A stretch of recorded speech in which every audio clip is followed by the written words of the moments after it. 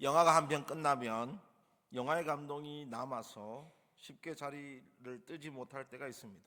그래서 영화는 끝났지만 조명은 켜졌지만 자리에 앉아서 우두커니 영화를 다시 한번 되짚어 보기도 합니다. 오늘은 성탄절이 끝나고 난 뒤 며칠 지난 날입니다. 이 날을 기억하는 자는 정말로 없습니다. 성탄은 예수 그리스도의 탄생을 말합니다. 우리는 성경을 통해 그때 들에 있던 목자, 멀리서 낙타를 타고 달려온 동방박사들은 직접 아기 예수의 나심을 보았습니다. 그리고 성탄은 끝났습니다. 성탄의 여운이 남아야 하는데 우리는 매년 성탄절을 맞이하지만 성탄의 간절함과 성탄의 위로가 없어진 지 오래입니다. 세상 사람들도 성탄절을 따라한다고 난리인데 정작 우리는 성탄이 끝나고 난 뒤에 여운도 없이 그냥 흘러갑니다. 그러나 성탄 이후에 하나님의 사역은 더 깊숙이 찾아옵니다. 특별히 우리는 천사가 예수님의 탄생을 반기며 던지는 말에 주목할 필요가 있습니다. 누가복음 2장 14절입니다. 지극히 높은 곳에서는 하나님께 영광이요 땅에서는 하나님이 기뻐하신 사람들 중에 평화로다 하니라. 하늘에는 영광이요 땅에는 평화로다라고 천사가 말합니다. 그런데 정말 땅에는 평화입니까? 세상의 왕들은 예수 그리스도의 탄생과 통치하심을 싫어하다 못해 증오합니다. 헤롯 왕은 동방박사들이 돌아오지 않자 베들레헴에 사는 2살 이하의 유대인 아기들을 모두 죽이라고 했습니다. 그 어린아이가 커서 자신의 왕위에 도전해오면 예언대로 자신이 다스리던 나라를 빼앗길 것 같은 두려움 때문에 강압적으로 그 완전히 씨를 말리려고 합니다. 분명히 천사는 예수님께서 이 땅에 오시는 건 평화라고 했습니다. 그런데 왜 이렇게도 이스라엘 내부에 큰 환란이 불어닥치는 걸까요? 왜 헤롯 왕은 두려워할까요? 오늘 본문은 3가지의 성경 예언이 등장합니다. 이 예언들이 성취됨으로써 하나님의 원대한 계획이 시작됩니다. 예수 그리스도는 다윗 왕의 계승자요 사탄을 무너뜨릴 심판자며 우리를 구원하실 구원자이십니다. 그래서 이 세 예언을 우리가 믿고 신뢰할 때 그 어디나 하늘나라입니다. 오늘 이 시간에 매년 맞이하는 성탄이지만 설교를 통해 성탄의 진정한 의미를 돌아보기를 축복합니다. 첫 번째입니다. 예수님께서 계승자로 오셨습니다. 먼저 볼 성경의 예언은 오늘 본문 마지막 절에 있습니다. 23절입니다. 나사렛이라는 동네에 가서 사니 이는 선지자로 하신 말씀에 나사렛 사람이라 칭하리라 하심을 이루려 함이로라. 사실상 이 내용은 어느 성경에도 나오지 않습니다. 분명히 예언인데 어느 성경에 나오지 않습니다. 어떤 선지자가 말했는지도 명확히 알 수 없습니다. 다만 선지자를 통해 구전되는 이야기를 마태가 지금 말하고 있습니다. 한 선지자가 말한 것이 아니라 구약의 선지자들이 계속해서 예언하여 전달되었습니다. 나사렛 예수님은 우리가 익히 아는 예수님에 대한 가장 알려진 수식어입니다. 그런데 사실 예수님의 고향은 베들레헴입니다. 예수님을 소개할 때 베들레헴이 아니라 나사렛 출신이라고 밝히는 걸까요? 우리도 자신의 고향에 대한 자존감이 높습니다. 그래서 타지에서 같은 고향 사람을 만나면 참 즐겁습니다. 아무런 연결고리도 없어도 고향이라고 하면 다 제쳐두고 관계가 형성됩니다. 저도 부산이 고향이지만 김해에서 살았다가 목회자가 되었습니다. 부산보다는 김해가 더 많이 살았습니다. 그러나 고향은 부산입니다. 김해는 고향이라고는 못합니다. 거기다가 이 나사렛과 베들레헴은 거리가 좀 있습니다. 제가 말씀드린 것처럼 부산과 김해가 아니라 베들레헴은 유대 지방의 남쪽에 위치합니다. 나사렛은 사마리아 지방을 지나 갈릴리 지방에 위치합니다. 베들레헴에서 나사렛으로 가려면 산맥을 넘어야 합니다. 직선거리상에는 120km로 되어 있지만, 그래서 부산에서 거제를 왕복한 거리와 거의 비슷합니다. 왕복 80분이 소요되지만 걸어서 간다면 며칠이 걸릴지 모릅니다. 절대로 가까운 거리가 아닙니다. 그냥 편하게 생각하시면, 우리가 볼 때 목포에서 속초까지 간다고 생각하실 때 그 태백산면을 넘어야 된다는 그 마음으로 보신다면 이 거리가 어마어마하겠습니다. 그러니 가까운 거리가 아닌데 고향이라 하기에도 무리가 있습니다. 사복음서와 사도행전의 저자인 마태, 마가, 누가, 요한은 예수님을 나사렛 예수로 소개하고 있습니다. 물론 예수님께서 어린 나이에 이사에서 30년 가까이 나사렛 지방에 살아서 제2의 고향으로 삼아 나사렛 예수라고 불렀을 수도 있지만 고향은 아닙니다. 나사렛 지방에 무언가 숨겨진 비밀이 있다는 걸 성경의 저자들은 말합니다. 이 나사렛이라는 단어에 자음과 똑같은 원어가 있습니다. 히브리 말로 네제르라고 합니다. 이 뜻은 가지, 줄기라는 뜻을 갖고 있습니다. 그렇지만 그냥 들어보셔도 나사렛과 네제르가 어떻게 같습니까?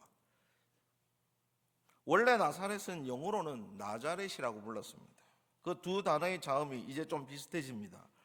이스라엘에서 쓰이는 히브리어는 원래 자음만 있던 언어였기 때문에 훗날 모음을 붙여서 읽기 시작했지, 그 자음에 있는 뜻이 거의 원어상으로 비슷합니다. 결국 나사렛이라는 단어의 원래 의미는 가지, 줄기와 연관이 깊습니다. 즉 예수님의 탄생은 어떤 것에서 나오셨다는 것을 의미합니다. 이사야 11장 1절의 말씀을 보겠습니다.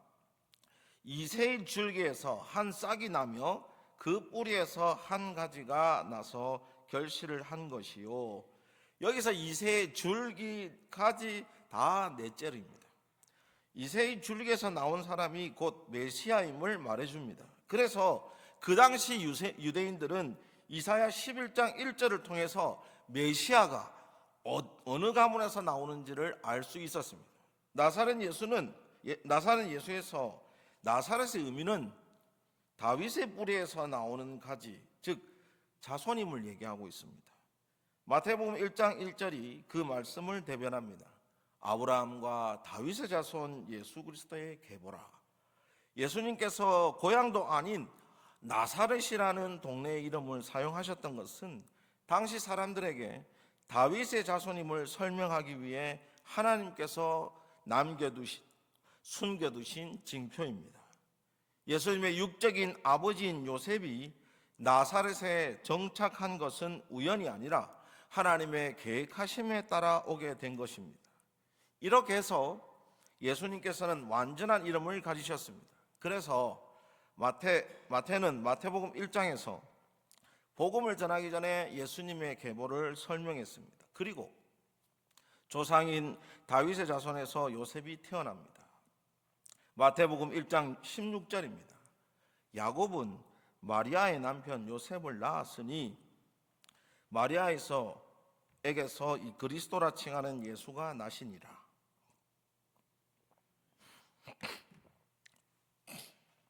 우리가 알다시피 예수님께서는 성령의 능력으로 동정녀인 마리아가 임신하여 예수 그리스도께서 태어나십니다. 육적인 어머니는 마리아가 맞지만 요셉은 육적인 아버지는 아니지만 호적상 아버지가 됨으로써 다윗의 자손으로 연결됩니다. 그래서 아버지를 따라 베들레헴에 가서 호적 정리를 하게 된 겁니다. 결국 이 다윗의 자손으로 연결되어 이 예언이 이루어집니다. 하나님께서 그렇게 인도하셨고 모든 것을 선하게 주관하셨습니다. 예수님의 이름에 나사렛이 붙는 이유는 여기서부터 시작됩니다. 즉 나사렛 예수 그리스도의 이름의 의미는 다윗의 자손이신 기름 부은 자께서 자기 백성을 구원하신다는 뜻을 가집니다. 예수님께서 태어나서부터 하나님의 구원 계획을 보여주셨습니다. 이사야 60장 21절을 보겠습니다. 내 백성이 다 의롭게 되어 영원한 땅을 차지하리니 그들은 내가 심은 가지요 내가 손으로 만든 것으로서 나의 영광을 나타낼 것인즉. 예수 그리스도께서는 다윗 왕가의 가지이십니다. 우리는 그런 예수 그리스도께 접붙임을 당한 또 다른 가지입니다. 영적으로는 우리는 예수님의 가문이 되었습니다. 하나님께서 전적으로 믿는 자들을 사랑하셔서 하나님의 자녀가 되는 은혜를 주셨습니다. 그래서 우리는 마지막 때까지 이 은혜를 감사하며 신실하게 살아가야 합니다. 우리는 영적으로 나사렛 동네의 사람들입니다. 비록 나사렛 동네는 볼품없고 볼 것도 없는 동네이지만 예수 그리스도를 믿는 믿음의 가문 사람들이 모인 곳입니다. 우리에게 이곳은 너무나도 대단하고 위대하며 찬란한 곳입니다. 하나님께 대한 은혜를 잊지 말며 삼위 하나님을 의지하고 평생 영적인 나사렛 동네를 떠나지 않고 믿음으로 살아가기를 축복합니다. 두 번째입니다. 예수님께서는 심판자로 오십니다. 예수님께서는 다윗 왕가를 계승하는 이스라엘 왕이심을 나사렛이라는 단어를 통해 알 수 있었습니다. 공생의 동안에도 모든 사람에게 이 나사렛이라는 단어를 강조하시며 말하셨지만 아무도 관심을 두지 않았습니다. 심지어 나사렛에는 선한 것이 없다고 악의적으로 무시했습니다. 그러나 예수님의 사역은 나사렛이라는 이름에 걸맞게 일하셨습니다. 이제 두 번째 예언입니다.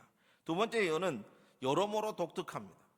동방박사가 꿈을 꾸고 다른 길로 해서 헤롯 왕을 피해 자신의 나라로 돌아갔습니다. 이 사실을 안 헤롯 왕은 크게 분노하여 2살 이하의 유대 어린아이를 모조리 죽이도록 했습니다. 헤롯 왕은 메시아의 출현을 두려워했습니다. 자신의 지위와 명예를 모조리 잃어버리고 쫓겨날 것 같은 무서움으로 자신을 지키기 위해 그런 짓을 했습니다. 이때 마태는 선지자 예레미야의 예언이 성취됐음을 말합니다. 18절입니다. 라마에서 슬퍼하며 크게 통곡하는 소리가 들리니 라헬이 그 자식을 위하여 애곡하는 것이 아니라 그가 자식이 없으므로 위로받기를 거절하였도다 함이 이루어졌느니라. 이 말씀은 예레미야 31장 15절의 말씀에서 인용되었습니다. 라헬이 나옵니다. 라헬은 예레미야 시대의 사람이 아닙니다. 라헬은 창세기 29장에서부터 등장하여 35장까지 나오는 야곱의 아내입니다. 왜 갑자기 라헬이 마태복음에 등장했을까요? 라헬은 둘째 아들 베냐민을 낳다가 죽었습니다. 창세기 35장 16절입니다. 그들이 베델에서 길을 떠나 에브라스에 이르기까지 얼마간 거리를 둔 곳에서 라헬이 해산하게 되어 심히 고생하여 라헬이 해상하다 죽게 된 곳을 베델에서 에브랏 사이에 있는 곳이라고 설명합니다. 이곳이 사실상 라마입니다. 라마라는 지명에는 또 한 가지의 이야기가 남아 있습니다.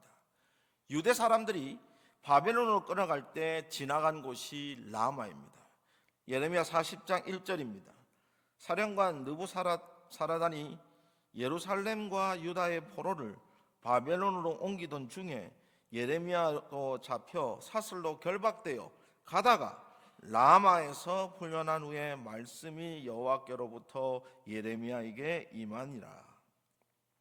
예레미야 선지자는 풀려났지만 다른 사람들은 바벨론으로 끌려가니 이 풀려났던 사람들, 예레미야를 포함해서 조금 소수의 사람들이 그 바벨론 포로로 끌려가는 사람들을 보고 얼마나 통곡하고 슬퍼했겠습니까? 그래서 라마에서는 이 두 가지 사건으로 인해 슬퍼하며 통곡하는 소리가 들린다고 예레미야 선지자는 말을 했습니다. 아이를 낳지 못해서 라헬이 어렵게 얻은 첫째 아들 요셉 이후에 또 아이를 가지게 됩니다. 그러나 하나님께서 라헬의 삶을 거기서 마무리 지으셨습니다.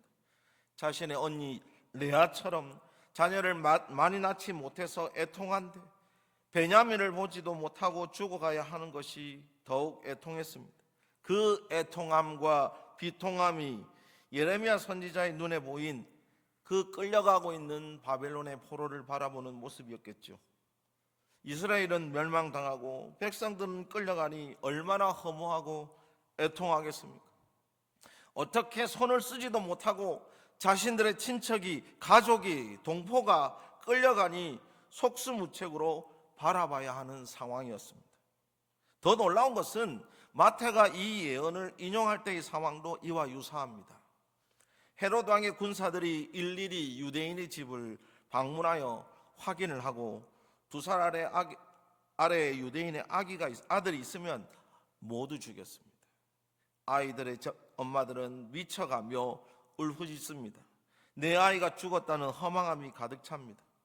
그래도 헤롯의 군사는 멈추지 않고 계속 왕의 명령을 수행합니다. 지금 눈앞에 보이는 이 장면이 라헬이 죽어갈 때나 바벨론으로 끌려가는 포로를 바라보는 상황이랑 똑같지 않겠습니까? 어떤 위로가 도움이 되겠습니까? 그래서 위로받기를 거절했습니다. 참으로 안타깝습니다. 하나님께서는 왜 이렇게 마음 아픈 현실을 주십니까? 아이도 살리고 예수님도 살릴 수 있는 방법이 정녕 없습니까?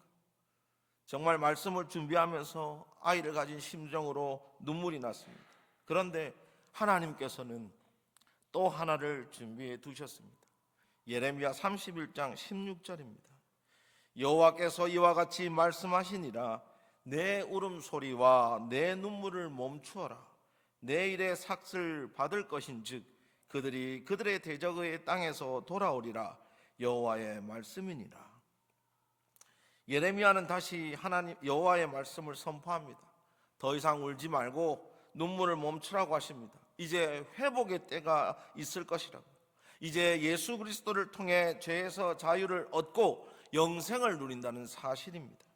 정말 안타깝게도 어린아이들이 죽게 되었지만 하나님께서 이 모든 일의 근원인 사탄을 처단하실 심판자로 예수님을 보내주십니다.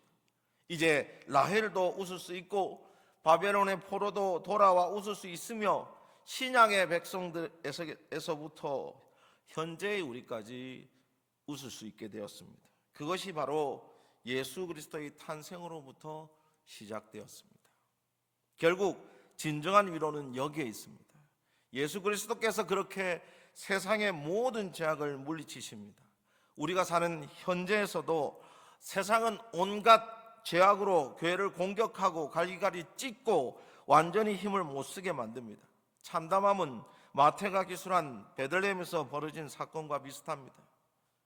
사회는 교회를 인정하지 않고 사회가 교회를 정화하려고 합니다. 심지어 더 나아가 사회 속에서 나라가 나라를, 민족이 민족을, 개인이 개인을 죽이려고 혈안이 되었습니다. 근본적으로 사탄의 관궤는 계속적으로 인간을 타락시키며 서로가 서로에게 대적하게 만듭니다. 그러나 언제까지인지 정확히 알 수는 없지만 예수 그리스도께서 다시 오셔서 세상을 심판하실 것입니다. 우리는 그때를 묵묵히 기다리고 삼위 하나님께 세상을 향하여 기도해야 합니다. 더 이상 슬픔이 없는 그때까지 우리는 견디고 인내하면서 하나님의 때를 기다려야 합니다. 이겨낼 수 없는 고통이 있을 때마다 하나님을 의지하시기 바랍니다. 하나님께 고통을 보여주고 위로받기를 바라시기 바랍니다. 세상에 어떤 위로도 아무런 위로가 되지 않습니다. 오직 하나님을 통해 우리는 소망을 노래하고 마지막 때를 기다릴 수 있습니다. 라마에서 울려 퍼진 3번의 통곡은 이제 예수 그리스도를 통해 완전히 위로받습니다. 그래서 더 이상의 눈물을 흘릴 필요가 없습니다. 하나님 앞에서 더 강해지시기 바랍니다.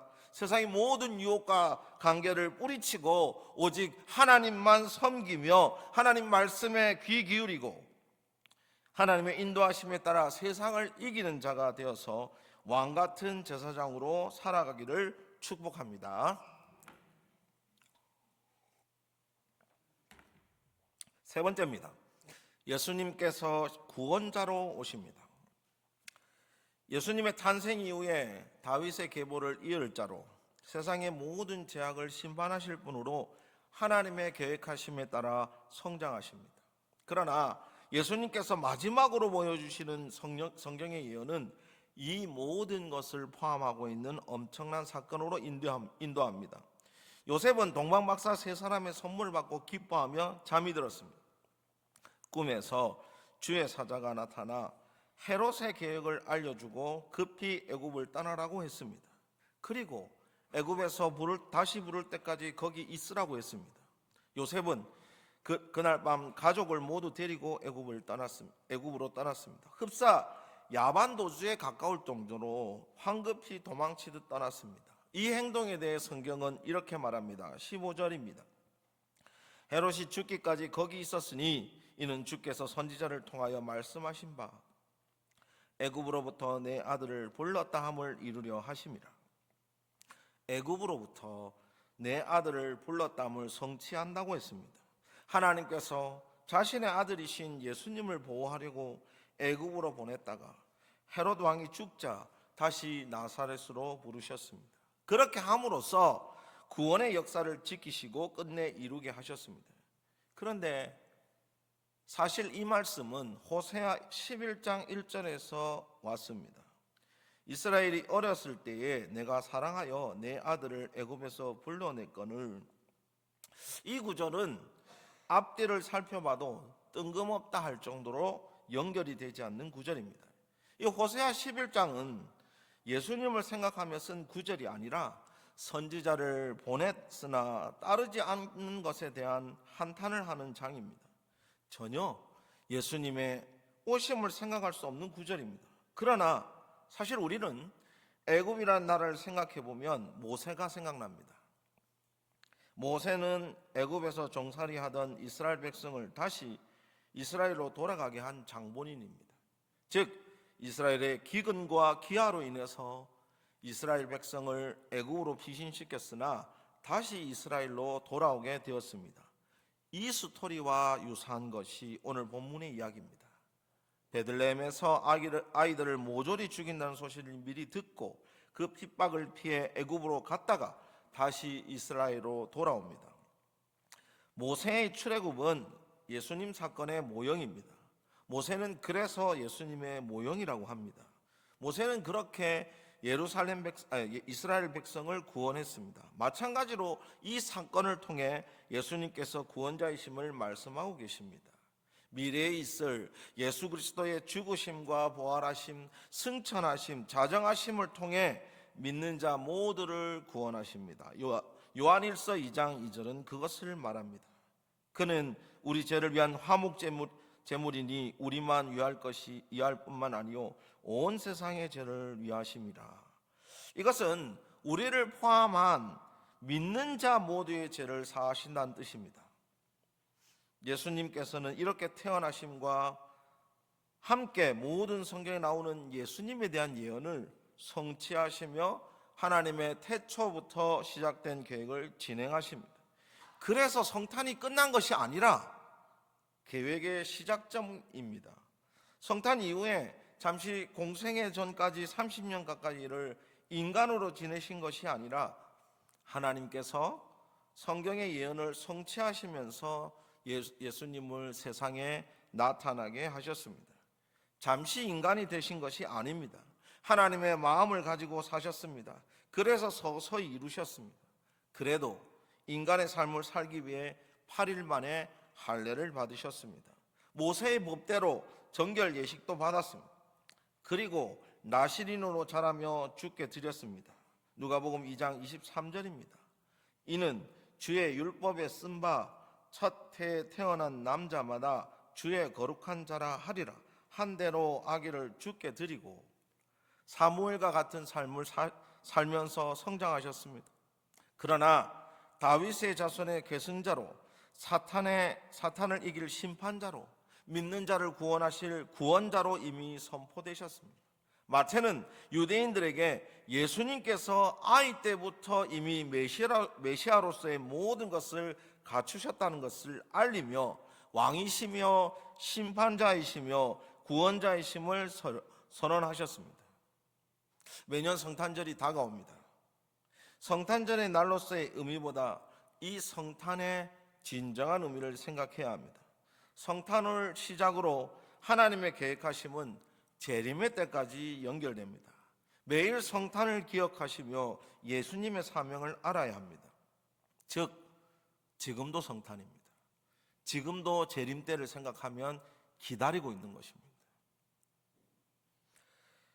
메시아로 오실 예수님께서, 온 세상에 퍼진 죄악에 대한 통곡을 위로하실 예수님께서, 구원자로 오실 예수님께서 저 하늘 위에서 하나님의 우편에 좌정하셔서 바라보고 계십니다. 그래서 우리는 모든 일을 하신 예수님을 생각하며 오늘도 하나님과 동행하며 나를 바른 말씀에 밀어넣어서 영원히 말씀의 웅덩이에서 생수를 마시며 영생을 누리는 기쁨을 만끽해야 합니다. 요셉이 바로 애굽에 가듯이, 그리고 다시 나사렛으로 돌아왔듯이 지금 바로 실행해야 합니다. 행하지 않은 믿음은 죽었습니다. 믿음에 대한 감사로 우리는 이 믿음을 지키기 위해 오늘도 부단히 노력해야 합니다.